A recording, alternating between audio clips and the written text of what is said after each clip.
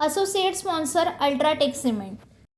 लातूर जहीरबाद हा जो रस्ता आहे तो अपघाताच्या विळख्यामध्ये सापडला आपण पाहत आहोत। आपण जर पाहिलं तर अशा पद्धतीनं या महामार्गावर ही अवस्था झालेली आहे ज्यामध्ये वाहनं अडकून अपघात होत आहेत, अनेकांचे जीव जात आहेत आणि ही अवस्था जी आहे ती प्रशासनाला वेळोवेळी सांगण्यात आलेली आहे, माध्यमांनी सांगितलेली आहे, राजकारण्यांनी सांगितलेली आहे, नागरिकांनी सांगितलेली आहे, मात्र काही फरक पडत नाही आहे।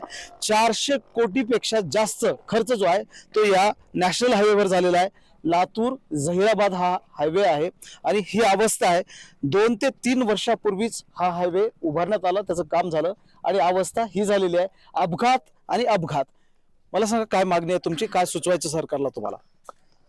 आम्ही जहीराबाद लातूर हायवे हा झाला त्याला 1.5 वर्ष झालं ते लोकांचा वापर सुरू होऊन आणि 1.5 वर्षात असं बरोबर 64 किलोमीटरचा हा लांबीचा हायवे आहे।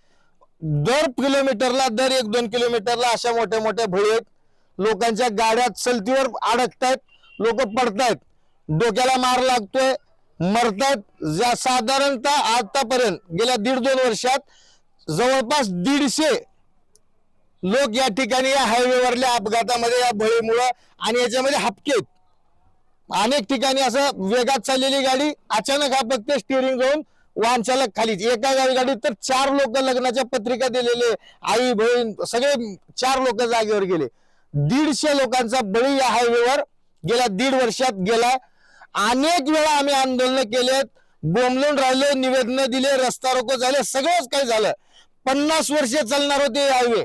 इथून बाजूला 2 किलोमीटरवर पूल आहे मलेशियन टेक्नॉलॉजीचा, त्याचं नितीन गडकरी साहेबांच्या हस्ते उद्घाटन झालंय आणि त्या पुलाच्या आजूबाजू त्या पुलावर सुद्धा हपके आहेत आणि लोक दगावतायत, मरतायत, प्रशासनाचं लक्ष नाही, दुरुस्ती केली जा, साधी दुरुस्ती एवढे 150 लोक आणि ज्यांनी लोक डोक्याला मार लागले पडलेले लोक 2-2, 5-5 लाख रुपये बिल त्या ठिकाणी दवाखान्याचं करून, आता तळीखेडचा एक दीपक पाटील आहे, त्याचा डोळा गेलाय, डोकं गेलंय, कायमचा डोळा गेलाय, अपंगत्व आलंय।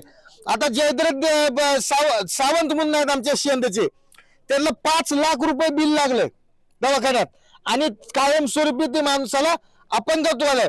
अशा अपंगत्व आलेले, नुकसान झालेले हजारो लोक आहेत, पण मयत झालेले 150। आता इथं आमचे माधवराव पाटील आहेत, माधवराव पाटील कुठे आहेत?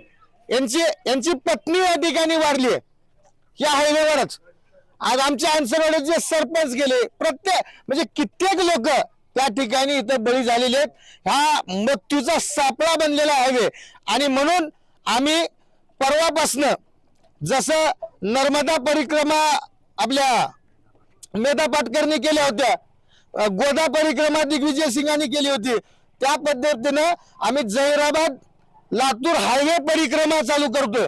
आजूबाजूच्या सगळ्या गावात ज्या घरी मयत झालेत, जखमी झालेत, त्या घरी जाऊन त्यांचं सांत्वन करणे आणि सगळ्या गावागावातून सह्याची मोहीम करून नितीन गडकरींना देऊन, मुख्यमंत्र्याला देऊन त्या ठिकाणी हायवेची दुरुस्ती आणि निकृष्ट हायवे घेऊन करून बळी घेतलेल्या लोकांचं आणि हायवेच्या वेळी टक्केवारी घेऊन भ्रष्टाचार केलेल्या स्थानिक आमदाराचं त्या ठिकाणी आम्ही निषेध करणार आणि गुत्तेदाराला काळ्या यादीत टाकण्याची मागणी करणार।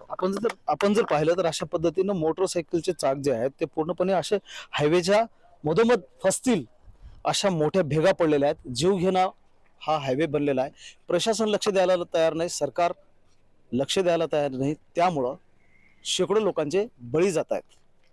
Mahendra Jondhale, TV9 Marathi, Latur. Associate sponsor UltraTech cement.